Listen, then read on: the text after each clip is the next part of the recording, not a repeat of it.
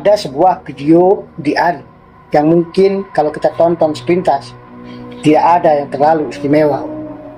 Seorang politisi berbicara, kemudian dia mengatakan, kalau terjadi percepatan gimana? Kalau terjadi percepatan gimana? Oke. Kita siap nggak? Siap. Itu loh maksud saya. Kita siap nggak? Selesai.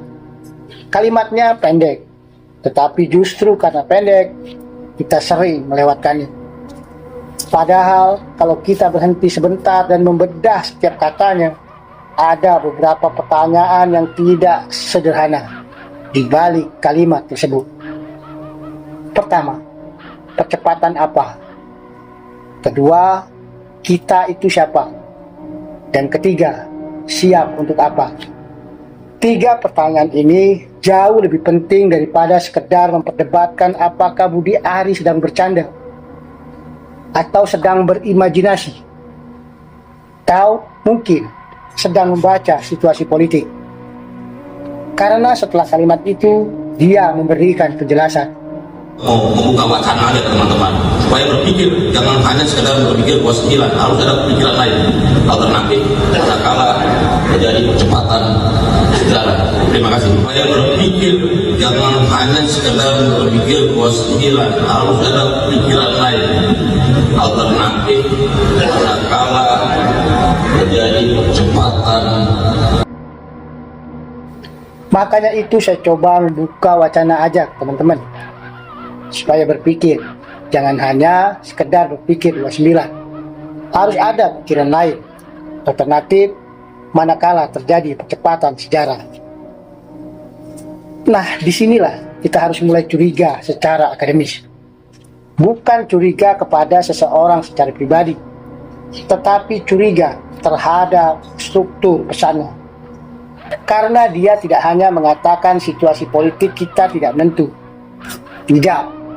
Dia mengatakan jangan hanya berpikir 29. Artinya apa? Artinya 29 dianggap sebagai satu skenario. Tetapi dia meminta orang-orang di sekelilingnya untuk memikirkan skenario lain. Dan dia juga menggunakan kata alternatif. Alternatif terhadap apa? Kalau 2029 adalah jalur normal, maka alternatif berarti ada kemungkinan jalur yang berbeda. Kemudian muncul istilah percepatan sejarah. Percepatan sejarah ini bukan istilah kecil, karena sejarah politik tidak selalu bergerak mengikuti kalendernya. Kadang perubahan datang lebih cepat daripada yang diperkirakan. Tetapi disinilah pertanyaan itu dimulai. Kalau memang perubahan itu hanya kemungkinan, mengapa orang-orang tertentu sudah diminta untuk bersiap? Karena perhatikan urutannya. Bukan kalau terjadi perubahan, bagaimana Indonesia menghadapinya. Tetapi ia menyampaikan, kita siap enggak? Sekali lagi, kita. Kata inilah yang menurut saya justru paling menarik. Siapa itu kita? Kalau yang dimaksud seluruh rakyat Indonesia, kenapa tidak mengatakan Indonesia siap enggak? Kalau yang dimaksud pemerintah, kenapa tidak mengatakan pemerintah siap enggak? Tetapi yang digunakan adalah kita. Dalam komunikasi politik, kata kita dapat menjadi alat untuk membangun identitas sebuah kelompok. Ada pihak yang masuk ke dalam kita, dan ada pihak yang berada di luar kita. Maka pertanyaan kita sederhana, siapa yang sedang diajak bersiap itu? Apakah Projo? Apakah jaringan politik Budi Ari? Apakah kelompok pendukung tertentu? Atau ada lingkaran politik yang lebih luas? Kita belum tahu. Tetapi justru karena kita belum tahu, pertanyaan itu harus diajukan. Karena kalau memang kita hanya berarti teman-teman dalam forum tersebut, katakan saja tidak ada masalah. Tetapi kalau kita memiliki arti politik yang lebih luas, maka publik tentu punya hak untuk mengetahui kita sedang bersiap menghadapi apa. Supaya berpikir jangan hanya sekedar berpikir positif, harus ada pikiran lain, alternatif, manakala terjadi percepatan sejarah. Sekarang mari kita kembali ke kalimat kedua. Jangan hanya berpikir 29. Ini bahkan lebih menarik. Karena 29 bukan angka sembarangan. 29 adalah titik waktu politik Indonesia yang secara normal sudah diketahui semua rakyat Indonesia, yaitu pemilu berikutnya, siklus kekuasaan berikutnya, pergantian kekuasaan melalui mekanisme konstitusional. Tetapi Budi Ari justru mengatakan jangan hanya berpikir 29. Kenapa?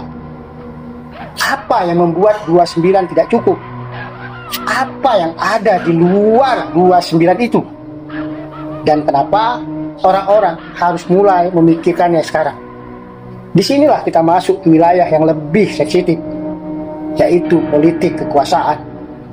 Karena ketika seseorang mulai berbicara tentang skenario sebelum batas politik yang normal, secara otomatis kita akan bertanya, siapa yang akan diuntungkan jika skenario itu terjadi? Dan siapa yang akan kehilangan? Karena setiap perubahan kekuasaan menciptakan konfigurasi baru. Ada yang naik, ada yang turun, ada yang mendapatkan posisi, ada yang kehilangan posisi, ada yang menjadi pemain utama, ada yang bahkan tidak lagi masuk dalam permainan. Maka sangat wajar kalau kelompok politik memikirkan skenario alternatif. Tetapi disinilah dugaan itu mulai muncul. Apakah mereka sekedar mengantisipasi perubahan, atau apakah mereka sedang mempersiapkan diri agar bisa mengambil posisi ketika perubahan itu terjadi? Ini dua hal yang berbeda. Mengantisipasi berarti kalau terjadi sesuatu kita jangan kaget. Tetapi mempersiapkan posisi berarti kalau sesuatu terjadi kita harus siap masuk. Dan politik selalu berbicara tentang posisi.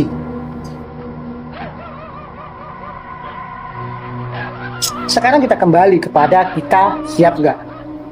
Kalimat itu bisa saja hanya sebuah retorika, bisa saja hanya cara membangun semangat kelompok, bisa saja hanya analisis seorang politisi mengenai ketidakpastian. Tetapi ada satu hal yang tidak bisa kita abaikan. Dia sedang mengajak orang lain untuk berpikir tentang skenario alternatif sebelum 2029. Dan itu sendiri adalah fakta komunikasi. Maka kita tidak perlu buru-buru mengatakan apakah ia ingin rebut kekuasaan. Itu terlalu sederhana.